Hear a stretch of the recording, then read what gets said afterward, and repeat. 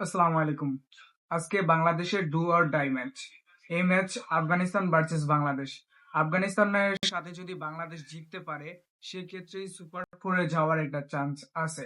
আর আফগানিস্তানের সাথে যদি আজকে বাংলাদেশ হেরে যায় সেক্ষেত্রে রাত্রে ম্যাচের পরেই তারা ফ্লাইট ধরে এসে পড়তে পারে। তাদের এশিয়া কাপের টোটাল যাত্রা একদম শেষ হয়ে যাবে, এটা 100% শিওর। আর যদি বাংলাদেশ আফগানিস্তানের সাথে ম্যাচটা জিতে তারপরও যদি কিন্তু হিসাব অনেক বাকি আছে। এখন আজকের শেষ ম্যাচে বাংলাদেশের একাদশে কি কি পরিবর্তন আসতে পারে? প্রথমত সবচেয়ে বড় কোশ্চেনের জায়গা হচ্ছে তহিদ হৃদয়। তহিদ হৃদয়ের আসলে ব্যাটিং অ্যাপ্রোচ নিয়ে অনেক কথা হইতেছে এবং তহিদ হৃদয় কিভাবে সে তার ব্যাটিং এ উন্নত করার চেষ্টা করতেছে, কিন্তু আন্তর্জাতিক ক্রিকেটে বর্তমানে সে খুবই স্ট্রাগল করতেছে। আর এই জায়গাটা কিন্তু বর্তমানে তার প্রতিযোগী হয়েছে সাইফ হোসেন।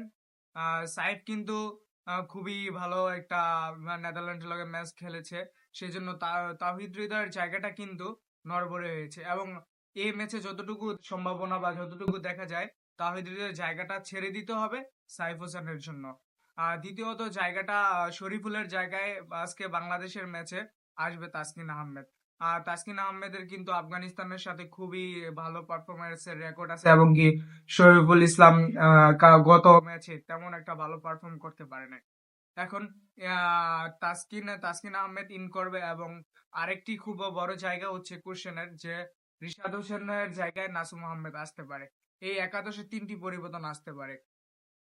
আর রিশাদ কিন্তু ক্যারিয়ারের শুরুতে যেভাবে আন্তর্জাতিক ক্রিকেট বা বিভিন্ন লিগ তিনি যতটা একটা করে খেলেছে বা যতটা অ্যাপ্রুভ করে খেলেছে বা যতটা নিজেরা কন্ট্রোলে রেখে খেলেছে, বর্তমান সময়ে এসে দেখা যাচ্ছে যে হৃদয়ের সাথে সাথে বা হৃদয় কিন্তু আন্তর্জাতিক ক্রিকেটটা খুবই ভালো ছিল। হৃদয়ের আপনার ঋষাদের বোলিং অ্যাপ্রোচ নিয়ে এখনো বিভিন্ন কোশ্চেন হচ্ছে, তিনি সঠিক জায়গায় বল ফেলতে পারতেছেন না। হংকং এর মতো প্লেয়ারদের সাথে অনেক রান দিয়েছেন, শ্রীলঙ্কার সাথে তিনি তার ফুল স্পেল শেষ করতে পারেননি। বিভিন্ন কোশ্চেন কিন্তু রয়েই যায়। এখন আজকের পরিবর্তনে সর্বনিম্ন তিনটি পরিবর্তন আসবে। এক, তাওহিদ হৃদয়ের জায়গাটা চলে যাবে। দুই, তাসকিন আহমেদ আসবে শরীফুল বা তানজিম সাকিবের জায়গায়। তানজিম সাকিবের জায়গায় না আসার সম্ভাবনাই বেশি, কারণ তিনি যে ফর্মে রয়েছেন তার ফর্মটা কিন্তু যথেষ্ট ভালো। তিনি এই এই বাউন্সি উইকেটে তিনি খুবই একটা ভালো ফর্মে আছেন। এবং চার, রিশাদ হোসেনের জায়গা। রিশাদ হোসেন কিন্তু তেমন একটা বর্তমানে ফর্মে নাই বলতে পারেন।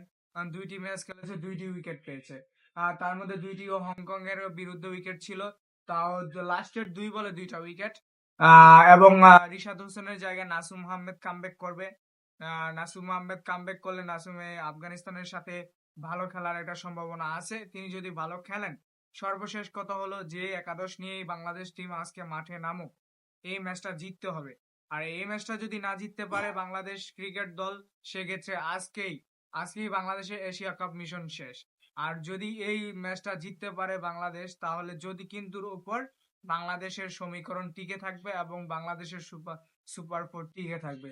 আমরা দেখেছি বাংলাদেশের ব্যাটারদের কিভাবে স্ট্রাগল করেছে তারা শ্রীলঙ্কা ম্যাচের সাথে। শ্রীলঙ্কার সাথে তারা শুরুতেই 2 উইকেট 0 রানে 2 উইকেট নিয়ে নিয়েছে শ্রীলঙ্কা। আর বাংলাদেশের সবচেয়ে বড় কথা, ম্যাচ জিততে হলে আপনাদের ব্যাটিং ভালো করতে হবে। আমরা জানি আমাদের বোলিংটা সমন্বিত এবং যথেষ্ট শক্তিশালী। এখন বাংলাদেশের যদি ভালো করতে হয় সেক্ষেত্রে তাদের ব্যাটিংটা ভালো করতে হবে। যদি ফাস্ট ব্যাটিং করে তো আপনার 180+ টার্গেট দিতে হবে। আর যদি বাংলাদেশ ফাস্ট বোলিং করে সেক্ষেত্রে আপনার কমসে কম আফগানিস্তানকে 150-এর নিচে বেঁধে রাখতে পারলেই আপনারা ম্যাচ জিতবেন। আমি মনে করি টস জিতার পরে বাংলাদেশের উচিত হবে শুরুতে বোলিং করা, কারণ আমরা এখানে শুরুতেই দেখতে পাচ্ছি যে যতগুলো ম্যাচ হয়েছে বা যতগুলো খেলা হয়েছে সবগুলোই লাস্ট ব্যাটিং জিতেছে। আর আপনার একটা লাস্ট ব্যাটিং করলে অনেক সুযোগ সুবিধা থাকে, যেমন কতটা রান হলো সেই একটা টার্গেট নির্দিষ্ট করে খেলা যায়। আবার যদি দেখেন আপনার ফার্স্ট ব্যাটিং করলে বা একটা 200 রানের টার্গেট থাকে যে আমরা 200 করবো, তাড়াহুড়া করতে যেয়ে অনেক সময় টিম চাপে পড়ে যায়। তো বাংলাদেশ যদি টসে জিতে অবশ্যই আমি মনে করি বোলিং ফার্স্টে নিবে। এবং যদি আজকের যে একাদশ নিয়ে আমি কথা বললাম, ইমন এবং তামিম দুইজনেই থাকছেন একাদশে, এটা বলাই যায়। দুইজনই ওপেনিং পজিশনে থাকছেন এবং 3 নাম্বার পজিশনে থাকছেন লিটন কুমার দাস। 4 নাম্বার পজিশনে সাইফ হাসান আসতে পারেন। লিটন হৃদয়ের জায়গাটা চলে যেতে পারে। 5 নম্বরে এভাবে আজকে নুরুলও আসতে পারেন। নুরুলকেও বাংলাদেশ ক্রিকেট দল বাজিয়ে দেখতে পারে যে তিনি কতটা প্রিপেয়ার। জাকির হোসেন, শামীম, ওরা জাকির আলী অনিক, শামীম, ওরা আসতে পারেন। আজকে ওরা খেলবেন, এটা কনফার্ম ধরে নেন। তো অবশ্যই আজকে বাংলাদেশের খেলায় সকল দর্শকরা এটা নিয়ে আশাবাদী যে আফগানিস্তান যে এত বড় দল, আহামরি কোনো দল না। আফগানিস্তানকে নিয়ে ভাবার এত মাথা ব্যথার কোনো চিন্তা নাই।